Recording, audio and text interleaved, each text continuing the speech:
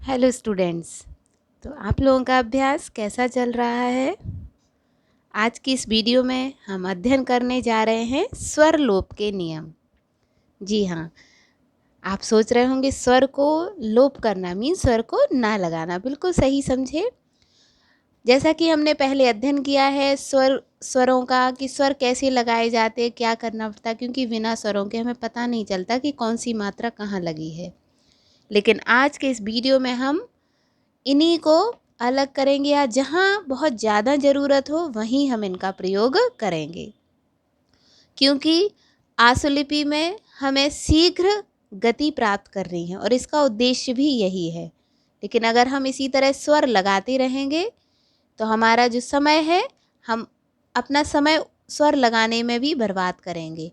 तो जहाँ बहुत आवश्यक हो वहीं हम स्वर लगाएंगे, अन्यथा हमारी गति जो हमें चाहिए वो हम प्राप्त नहीं कर पाएंगे। तो इसके कुछ नियम हैं जिनका हम अध्ययन आज करने जा रहे हैं। बहुत ध्यान से आप इनको समझिएगा। वर्णों के स्थान, ठीक है ना, स्वर आधारित जो वर्णों के स्थान है, अगर आपको हो याद तो देखिए हमने आपको अध्ययन करवाया था। प्रथम स्थान जो होता है वो लाइन से ऊपर, द्वितीय लाइन पे और तृतीय लाइन काट के। क्योंकि जिस तरह से एक व्यंजन रेखा के 3 स्थान होते हैं, 1 2 3, इसी तरह से जो स्वर है ना उसके भी जो व्यंजन है उसके 3 स्थान होते हैं। स्वर लगाने के 3 स्थान होते हैं, ठीक है ना। अगर पहला स्वर आता है फर्स्ट प्लेस का तो लाइन से ऊपर हम लिखते हैं व्यंजन रेखा को, फिर स्वर लगाते हैं। वहीं सेकंड प्लेस का आता है तो लाइन पे लिखते हैं, थर्ड प्लेस का लाइन काट के। यही इसकी पहचान होती है। अब इसी के आधार पर हम अपने यहाँ पर कुछ एग्जाम्पल से समझेंगे।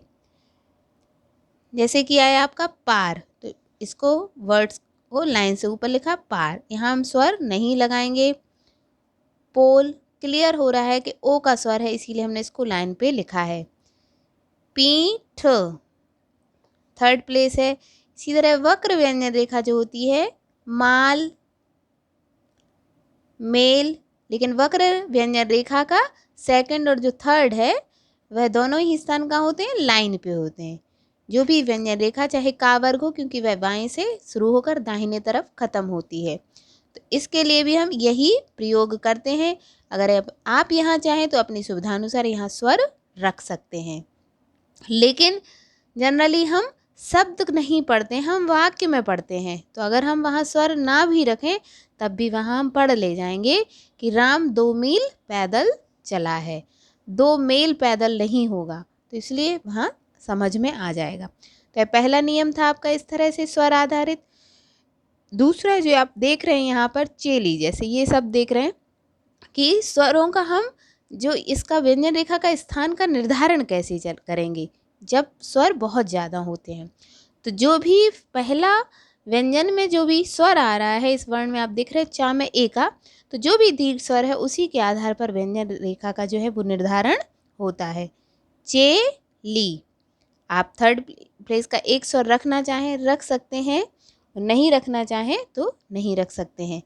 करेली, तो यहाँ पर आप देख रहे हैं इसको इस स्थान किया, यहाँ पर क रे और ली। तो अब यहाँ आपको रखना है तो एक स्वर आप रख सकते हैं अपनी सुविधानुसार और एक स्वर को आप नहीं रख सकते। देखिए स्वर का लोप इस तरह से भी नहीं करना है कि आप व्यंजन को पढ़ भी ना पाएँ, क्योंकि हमें कोई भी श्रुतलेख बोला जाएगा उसका हमें प्रतिलेखन भी करना होता है। पी ली, तो ये फर्स्ट आपने इसको काट दिया, थर्ड सेकंड वाले पे रखना चाहें तो रख सकते हैं। साड़ी, रेशमी, इस तरह से आप मी में रख दीजिए, क्योंकि अगर रेशम शब्द वहाँ प्रयोग नहीं होगा, रेशमी होगा कि वह रेशमी, उसके बाल रेशमी है, तो उस तरह से वो क्लियर हो जाता है। बट बहुत ज़्यादा ज़रूरत आपको लग रही है तो आप उसका प्रयोग कर सकते हैं। पसेरी, ये पा है, ये सा और ये री, तो यहाँ ए और री, और एक तरह से आप सागे व्रत के द्वारा भी इसको लिख सकते हैं। पसेरी, ए का स्वर यहाँ रखा है री। तो यहाँ देखिए आप कुछ जगह हम देख रहे हैं कि वहाँ हमें रखना ज़रूरत महसूस हो रही है, वहाँ बिल्कुल रखिए। लेकिन आप इस नियम के द्वारा फर्स्ट में कम से कम अगर आप नहीं रखना चाहें, पहले पर आ रहा है तो वहाँ पे आप स्वर के प्रयोग को अवॉइड कर सकते हैं। जो एक दूसरा नियम कहता है आदि या अंत में स्वर आने पर पहचान। जब भी आदि या अंत में स्वर आता है तो आपने देखा होगा कि हमें व्यंजन जो है वो पूरा बनाना होता है। हमने आंकड़े भी पढ़े हैं, सब कुछ पढ़ा है। तो उसी तरह से हम देख रहे हैं, यहाँ देखिए पान, पा को हमने ऊपर लिखा मीन्स आ का स्वर आया है और ना का हुक लगा है। वहीं अगर यहाँ पर पानी आ रहा है तो हमने इस तरह से पूरा बनाया है और नीम। तो अगर हम ये स्वर नहीं भी रखेंगे तब भी समझ में आएगा कि यहाँ पर इसमें स्वर आया है, ना में स्वर आया है। तो ए का स्वर नहीं होगा, पाने नहीं होगा, पाना नहीं होगा, ई ही होगा, क्योंकि वह पानी पी रहा है। मीन्स यहाँ पर हम वाक्य से शब्द को सही सही पढ़ सकते हैं।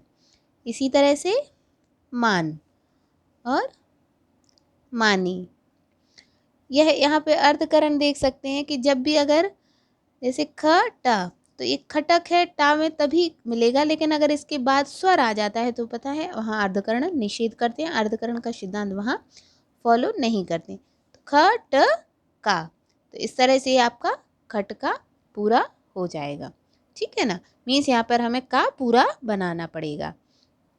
अब नेक्स्ट हम देखते हैं, ये दूसरा नियम है जो कि हमने पढ़ा है, रा और ला के जो है ना, रा और ला के ऊपर और नीचे से, जो कि इससे पहले की वीडियो में हम अध्ययन कर चुके हैं।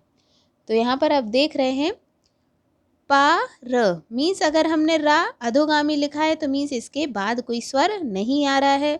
वहीं अगर हम इसको ऊर्ध्वगामी लिख रहे हैं तो इसके बाद स्वर आ रहा है। इसी तरह से इसमें भी कि स्वर यहाँ पर आ रहा है, तो इसमें फर्स्ट प्लेस पा को हमने काट के लिख दिया है, हमें ज़रूरत नहीं है। इसी तरह से आलम, ला का भी यही होता है कि अगर पहले स्वर आ रहा है ला के तो हम इसको अधोगामी लिखते हैं, वहीं बाद में स्वर आ रहा है तो हम इसको ऊर्ध्वगामी लिखते हैं। तो इसको हमें यहाँ पर रा और ला की इस तरह से हम समझ लेते हैं कि कहाँ स्वर पहले आया, कहाँ बाद में, तो स्वर रखने की आवश्यकता नहीं होती। ता वर्ग में भी हमने आपको बताया है कि अगर पहले स्वर आ रहा है तो हमने वाया वाला जो है ता वर्ग प्रयोग किया है, और वहीं अगर बाद में स्वर आ रहा है तो दाहिना किया है। ठीक, मीन्स इसके बाद में स्वर आ रहा है तो हमने दाहिना वाला प्रयोग किया है, जो कि हम ता वाले वीडियो में पहले से ही पढ़ चुके हैं। मीन्स लेकिन इन बातों को, इन नियमों को आपको ध्यान रखना होगा। जब तक आपके मन में नहीं होगा, आपको क्लियर नहीं होगा, तो आप लिखते समय बिल्कुल इनका प्रयोग नहीं कर पाएंगे। इसी तरह से अब देखेंगे हम शब्द चिन्हों का प्रयोग। आप शब्द चिन्हों का इतना प्रयोग करते हैं, तो आप बताइए शब्द चिन्हों पर हम स्वर नहीं लगाते हैं। तो क्यों नहीं लगाते हैं? क्योंकि वो हमारे दिमाग में बिल्कुल बैठ चुके हैं कि हाँ ये इस तरह से है, ये अगर ऊपर आया है आज तो ये आज ही पढ़ा जाएगा। तो इसी तरह से इन नियमों को भी हम अगर प्रयोग करते रहेंगे तो ये हमारे लिए बिल्कुल अच्छे से याद हो जाएंगे। आज जाए, आप देखते हैं भोजन जो ओ का स्वर है, जरूर जरूरी ई का स्वर है, तो यहाँ पर हम कोई भी स्वर प्रयोग नहीं कर रहे हैं। यदि दाम, दे देना देता, दिन दी दिया, मतलब कोई भी स्वर हमने यहाँ पर प्रयोग नहीं किया है, हम आसानी से इसको समझ ले रहे हैं। तो ये पूरे हमारे स्वर आधारित होते हैं और इसी आधार पे हमें अपने और शब्दों की रचना भी करनी है। दूसरा एक नियम आता है कि जब भी शब्द चिन्हों से के बाद और कोई भी उनसे शब्द नया बन रहा है तो हमें पहला शब्द चिन्ह जो है जो हमें वहीं लिखना चाहिए। जैसे ये बात, अगर आप ता इसमें इस तरह से ऐड करना चाहें तो कर सकते हैं, बातचीत। कुछ लोग इस तरह से भी सिर्फ बातचीत लिख लेते हैं, दोनों ही सही है। बहुत दिन, बहुत बुरा बना हुआ तो बहुत पहले लिखेंगे, फिर बहुत से लोग, मीन्स जो पहला शब्द चिन्ह है, मीन्स जिससे शब्द चिन्ह गठित किया गया है, बहुत से लोग, ये एक वाक्यांश हो गया। लेकिन बहुत हमने पढ़ा है बहुत लाइन काट के, तो पहला हम वही रखेंगे, उसका प्लेसमेंट बिल्कुल चेंज नहीं करेंगे। बहुत अच्छा, पहले ही से, तो ये पहला रे ही और ये से, ने और से वाला है। तो इस तरह से हम शब्द चिन्हों का बिल्कुल स्थान परिवर्तन नहीं करेंगे। अगला नियम हम देखेंगे स्वर लोप में अर्ध संकेतों के स्थान, है ना। जो अर्ध संकेत है, अर्धकरण जो है कि अभी आगे आपको इसकी वीडियो मिलेगी। तो अर्धकरण में क्या होता है ना कि इसमें पहला स्थान तो आपका रहेगा, पहले स्वर का स्थान लाइन से ऊपर, लेकिन द्वितीय और तृतीय का सेम रहता है। जैसे ये प ट रा, ठीक है। लेकिन अगर यहाँ पर पट री है तो वही स्थान रहेगा, तो आप यहाँ चाहें तो अपना थर्ड प्लेस का स्वर इस तरह से लगा सकते हैं। मट का, मट की, मकड़ा, मकड़ी। तो आप यहाँ सुविधा है, अगर सेंटेंस से आपको लग रहा है क्लियर नहीं होगा तो आप यहाँ पर प्रयोग इस तरह से कर सकते हैं, और ज़रूरत नहीं है तो बिल्कुल नहीं करिए। जो दुगने व्यंजन के स्थान हैं वो भी इसी तरह से होते हैं। जो ऊर्ध्वगामी रेखाएं होती हैं उनके तो स्थान रहते हैं लाइन पे, मतलब तीनों स्थान जैसे और व्यंजन रेखाओं के वैसे ही रहते हैं। जैसे यंतर, इसमें आप देखेंगे तो य और ना डबल किया गया है, यंतर तरदर का ऐड हो गया है, और इसमें या है। एक तरह से अगर माने तो फर्स्ट प्लेस पे या तो आप अनुस्वार मान लीजिए या स्वर मान लीजिए, आ का उस पर अनुस्वार आ रहा है कोई भी, तो फर्स्ट प्लेस जनरली उसमें स्वर ऐड होता है। ये हर जो भी वर्ण होता है, जो भी व्यंजन रेखा आप देख लीजिए, क ख, मतलब किसी भी व्यंजन का जो उच्चारण है वो बिना स्वर के नहीं होता। तो फर्स्ट प्लेस इसमें है लेटर, ए का स्वर हमने लगा दिया है। वे दर, तर दर डर, है ना। अब प्रिंटर, लेकिन जो नीचे आने वाली रेखा है उनके तीनों स्थान एक ही होते हैं, यहाँ ये ध्यान देना है। तो दुगने व्यंजनों के स्थान है, जो ऊर्ध्वगामी व्यंजन रेखा है उनके तो तीनों स्थान रहेंगे। वहीं वीदर हो जाएगा तो इसको लाइन से काट के लिख देंगे, लेकिन इसमें आपको हर कंडीशन में प्रिंटर, तो आप लाइन यहाँ पर आपको स्वर रखना है तो आप बिल्कुल रख सकते हो, नहीं रखना है तब भी जैसा भी आपको अगर लग रहा है कि हम वाक्य से पढ़ ले जाएंगे तो कोई दिक्कत नहीं है। बंदर, चादर, तो यहाँ पे आप स्वर रखना है आप रखिए, नहीं रखना है तो आप नहीं रखिए। ये आपके ऊपर रहेगा कि आप कितने अच्छे से आसानी से उसको कर ले जा रहे हैं। अब बिना स्वर वाले शब्द जो होते हैं कुछ कुछ, उनका हम स्थान कैसे निश्चित करें, तो आपकी ऋषि प्रणाली जो किताब है उसके हिसाब से अगर देखें तो उसमें बताया गया कि हमें लाइन से काट के लिखना चाहिए। लेकिन मेरा मानना है कि अगर हम इसको लाइन से ऊपर लिखेंगे तो हमें ज़्यादा अच्छा रहेगा, क्योंकि मैं अभी पहले ही बता चुकी हूँ कि सारे ही व्यंजनों में आ स्वर का समाहित होता है, समावेश होता है, और आ स्वर का जो स्थान है वो जो है लाइन से ऊपर होता है। इसलिए मैं इस नियम को ही फॉलो करती हूँ। तो इस तरह से पल, चल, टल, बल, नर, पक, और कोई भी नियम हो अगर आपके मन में वह आप उसी पे अडिग हैं तो आप उस नियम को पालन करते हुए सारी व्यंजन रेखाओं को आसानी से पढ़ ले जाएंगे। तो आपके जो नियम है वो आपके दिमाग में बिल्कुल स्पष्ट होने चाहिए। अब जो अगला एक छोटा सा टॉपिक और है, कटे हुए व्यंजनों का प्रयोग। तो जो हम व्यंजनों को काटते हैं तो उसमें भी हमें अपना हाथ उठाना होता है, तो उस समय को बचाने के लिए, क्योंकि हमें आशुलिपि में छोटे छोटे से नियम, छोटी छोटी सी चीज़ों का ध्यान रख के, बातों का ध्यान रख के अपने समय को बचाना है, तभी हम गति में लिख पाएंगे। तो जैसे खा है उसको हम इस तरह से भी काट सकते हैं, घा है उसको इस तरह से काट सकते हैं, फा को इस तरह से, और जब इन्हीं में आंकड़े जुड़ रहे हैं आप देख रहे हैं तो आप इस तरह से ये करके, और ये फिर घर, इस तरह से फर। अगर ये वक्र व्यंजन रेखा आ गई तो थर। अगर आप इसको ऊपर से लिख रहे हैं तभी इसको काटने की ज़रूरत पड़ेगी, वरना अगर आप नीचे से लिखेंगे तो माँ ऐसी तरह से लिखा जाएगा। और अगर ऐसे लिख रहे हैं तो आप बिल्कुल इस तरह से इसको लिख दीजिए, मर। ठीक है ना, मतलब सीधा सा हम यहाँ काटने का कोशिश कर रहे हैं कि हमें कैसे इसको काटना है। छत, ठीक है। तो आपको यहाँ पर ये कोशिश करनी है कि हमें बिना हाथ उठाए, अपना बिना लेखनी उठाए, और हमें व्यंजन को आसानी से हमारा कट जाए, हम अपने समय को वहाँ बचा पाएँ। अब यहाँ आप देख रहे हैं कि माँ जो है, ता जो है, देखो बेटा ता इस तरह से कटता है सीधा। जो कन्फ्यूज़न है, जो कुछ लोग हो जाते हैं, तो बिल्कुल कन्फ्यूज़ नहीं होना है।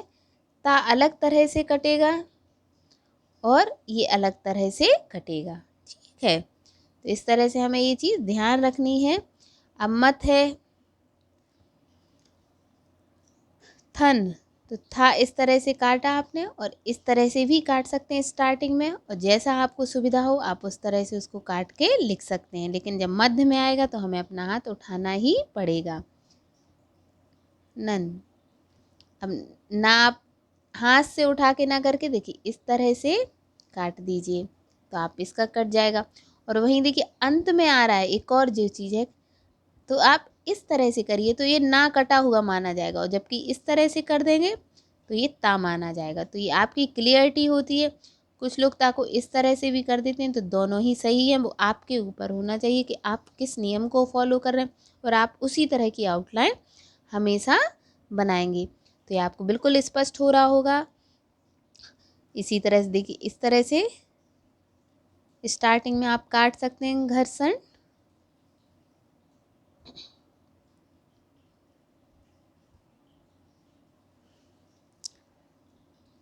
तो आप इस तरह से प्रयोग करेंगे तो आपको आसानी से सारी चीज़ें समझ में आएंगी, आप आसानी से इनका प्रयोग कर पाएंगे। ये ना मैंने मध्य से काटा है, आप इसको ऐसे भी काट सकते हैं। तो हमें इसको प्रयोग में लाना है, तभी हम इस नियम के पालन करते हुए अपनी गति बहुत ज़्यादा बढ़ा पाएंगे। क्योंकि अब आप काफ़ी आगे निकल आए हैं, बहुत सारे नियम आप पढ़ चुके हैं, तो नियमों को अप्लाई करना है। तो आज की वीडियो में बस इतना ही। आशा करती हूँ शीघ्र ही आप बहुत अच्छे आंसू लेखक बने। धन्यवाद।